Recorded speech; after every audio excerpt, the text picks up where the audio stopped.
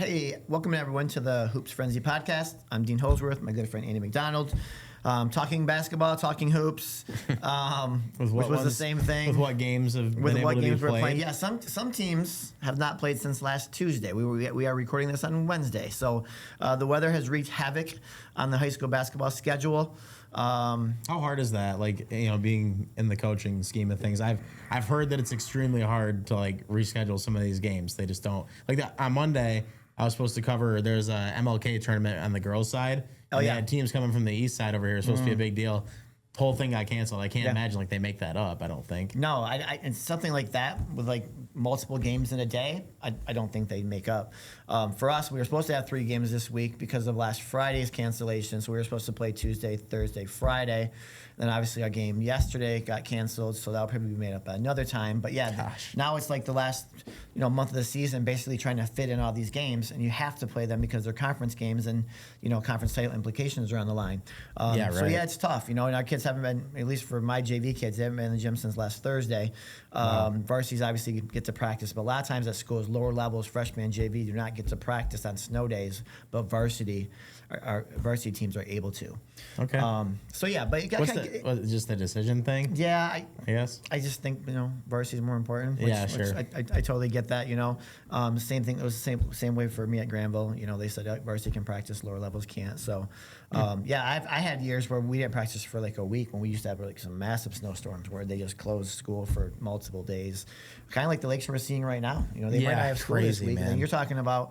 So Andy believes that because of the cold weather, we're not going to have games on a Friday. I would almost guarantee you I end up bundle being up. Layers. If they don't have earmuffs, school, if they don't have school and it's 0 degrees or whatever, then the game's that night, right?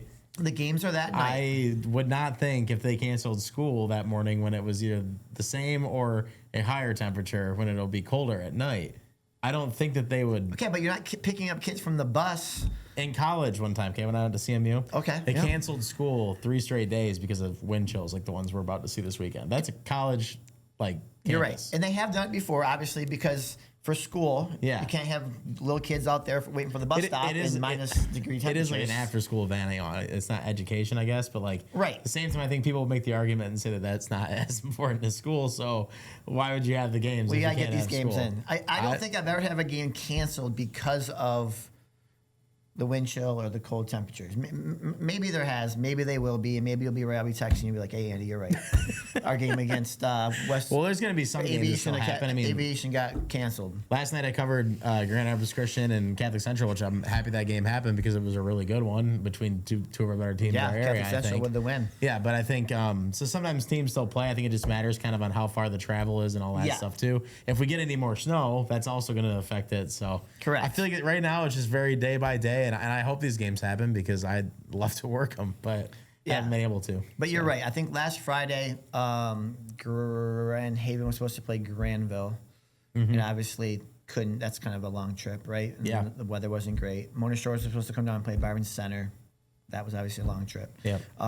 So I feel like some games were played last Friday, right? You covered a couple games that were close. I did. Well, I can't remember if it was Thursday or Friday. I think a lot of games Friday were actually because of the closer distance between teams. Yeah, for sure. I think actually you said Granville and Grand Haven, right? I want to say that they did actually. No, they didn't play each other. Okay, so I can't remember who I. Oh, that was West Ottawa and Granville that I went out and covered. Yeah. You're right. That was last Tuesday. That was last week. So that's that's as far back as I'm going right now to remember. What games I was able to go to. I actually was out of town last weekend, so I didn't cover any games. It's kind of like in a blur. But no, so we can talk about a game that was played on Tuesday as well, was West Ottawa and Grand Haven. And we've talked about the OK Red a lot on this podcast. And, we've talked about the East Kentwood, Rockford, Hudsonville, Granville, Grand Haven, and West Ottawa goes and beats Grand Haven. Yeah, that's nuts. But honestly, it's not, because when I covered West Ottawa a couple weeks ago, they lost to Granville by 3. I was surprised to see the final score because the way that West Ottawa started that game, obviously I only have times where I'm only able to be there for so long at some of these games. But yeah, it was crazy to see the final score in that game because West Ottawa started so strong. They have a lot of athletes to that team. They can move the floor very, very fast. So, I mean, it doesn't surprise me they were able to get a win. I think it's just one of those situations where, I think about, an East Kentwood situation in football. And we always talked about how, maybe sometimes, the coaching takes a little bit longer to catch up to even the talent, When you have all the talent, if you're not knowing exactly how to put together and play organized basketball right away. Sometimes that can be a problem. That's a huge win for West Ottawa to prove that they can go out there and do that and play with some of the bigger teams out there. 100%. So good for them and good to see. That's for sure. And I do think the OK Red is up in the air now, right? You're gonna. Yeah, we no, talked about for last sure. week, Yeah, last who couple of knows? weeks. They're just gonna kind of be beating each other, and we have 4 teams right now in the AP rankings that came out this week. We have East Kentwood at number 3, Rockford at number 4, Grand Haven tied for 6, Hudsonville at number 9, and that doesn't even include Granville, For sure. who's undefeated. No, again, I like we were kind of saying in football, I think East Kentwood is a team to watch out for. They seem to really have it going over the right way. That big win over Rockford, they're still hanging their hat on right now. And they played a pretty tough schedule going into a lot of this. So, yeah, they're going to be ready for the playoffs for sure. I wouldn't count Rockford out because those teams, I mean, again, at the same time, these losses were close. So, like, they're right there. I mean, in basketball, you lose games by a point or two. It doesn't really mean that you, like, played a bad game necessarily. So, yeah, it's I think there's still Plenty of room there for sure. I think last night you mentioned Catholic Central and Grand Rapids Christian. Yep. That was kind of a little bit of a slugfest, but again, I'm just surprised the Christians having the season they're having because their point guard, I believe it's I'm forgetting his last name right now, but it's the son of the coach. Oh yeah, and gosh, is he a good basketball player? Holy smokes! Every time I watch him, it's like he can pretty much do whatever he wants out there and has success doing it. But they still had a hard time finding a way to put wins together over there. So good for Catholic Central to get the win, but yeah, it's pretty much the only game I was able to go see this week. I'm glad it was a little bit of a slugfest, but what was the final score? 48-43. Okay. Yeah, so low scoring game. Definitely low scoring. I mean, I had to run to the Gold last night, and I was like, game started at like 7:35. I'm like, gosh, I gotta get over there, and I barely got enough highlights in the first 2 quarters to leave. So yeah, it was definitely a lot of defense last night. That's for sure. So Northview has a vote. They're kind of an honorable mention. We forgot to mention last week Cam Ryans. Right? Is it Cam Ryans or Ryan? Yep, that's correct. Ryans. Yes. Yep. He became Northview's all-time leading scorer about a week and a half ago. That doesn't surprise me at all. Congrats to him. I mean, if you've ever watched him play basketball, he's gotten better every single year that he's been a part of that program. Yep. So cool to see him break the record. Really good kid, and I'm happy to see him do it. Yep, definitely. Northview is definitely a team to watch out for. Been saying this for years. I'm still waiting for him to kind of get over the hump and win that state title. Obviously, new coaching this year, but yeah, they're as talented as ever. That's for sure. Did you happen to see the other game did we cover the Greenville and Kennewick Hills game last night?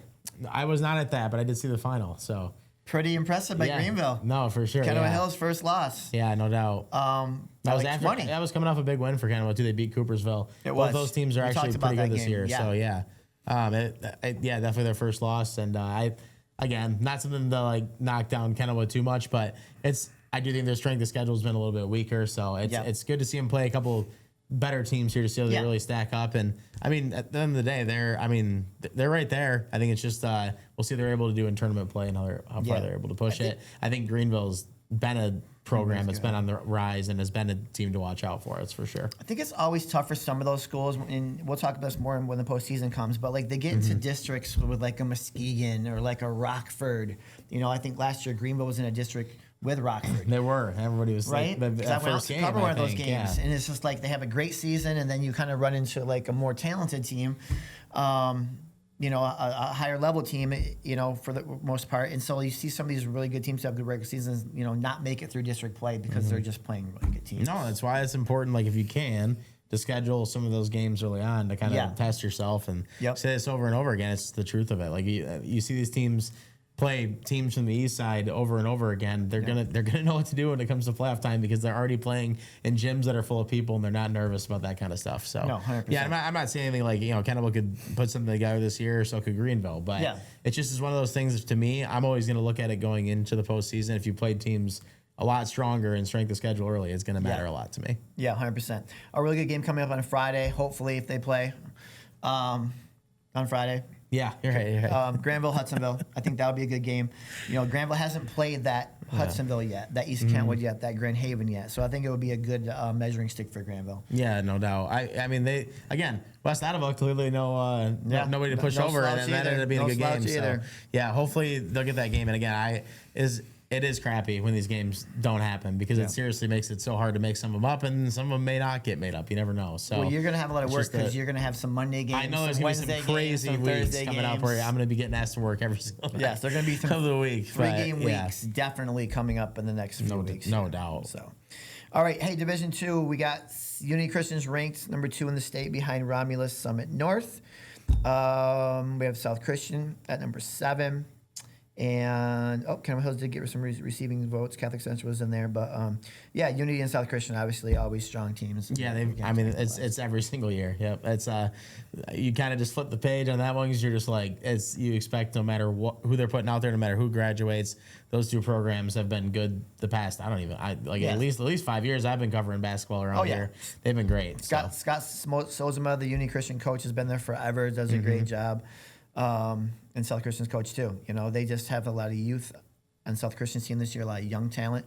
And it runs to their program. Like you see, I'm pretty sure it's South Christian. I can't remember if it's them or Unity, but they always have before the games, the student section, they always have like the JV kids like huddle up when they're doing it too. Like the unity, man, in that program. Like you can just tell the difference sometimes. Yeah. It's funny because I reffed a youth Christian league the other day, like third and fourth graders. Keaton and I did that, and that was kind of fun to watch. So you had kids from like South Christian and Tri-Unity, and who else was in there? Like Granville, just all of these different Christian schools who get together and they have the little third and fourth grade league, and so it's kind of cool to watch. I loved it. Division III, we do not have any schools in Division III right now in the top 10. Division IV, we have Tri-Unity at number 1. And that's about it. So, it's kind of not the dog days of the basketball season, but we're a little over halfway. We're exactly right at halfway. Yeah. Most teams have 11, 12 games in it right now, a 22-game schedule. So this next month is going to be pretty hectic. No doubt, man. I mean, it's getting to that point already. It's crazy how fast it goes. Like, I don't know what it is, but it just seems like for me when it flips from the fall into the winter now, it seems like these winter sports just start so much fast. I don't know what it is. I feel like I'm just all of a sudden thrown into them. We're doing this, and here we are midway through already starting to think about the race to the Breslin Center. So. I know. We're at Ford Field, and then 3 days later they're playing basketball. Yeah, exactly. Already that's the way everything's kind of... It's not a bad thing. I think that it's good. I mean, it's probably tough on the kids that play both sports, but I mean, like it's good for us to like kind of just get right into the next thing. I mean, when I get into this time of the year, I feel like I just want to keep going on it until it's done. So yeah, it's good. Yeah, it's funny because the boys' state finals are March 14th this year, and then the girls are a week later, the 21st. Mm-hmm. Spring sports have already started at that point. Like my daughters have soccer tryouts on like March 9th, I think it is. Mm-hmm. So like, yeah, and then the spring season just flies by, then all of a sudden school's over. No, I remember playing baseball, practicing on gym floors plenty and stuff, taking ground balls, which is just like not the way to do it, but sometimes in Michigan, it's the only option you have. So I guess all the stuff that we're dealing with right now for the people that do spring sports, they're probably hoping that this is all of it right now. That's for sure. Yep, we're dealing with it now. So, well, hey, thanks for joining us this week. Look forward to next week's podcast, and good luck at your games. Stay safe out there, and bundle up for Friday's games.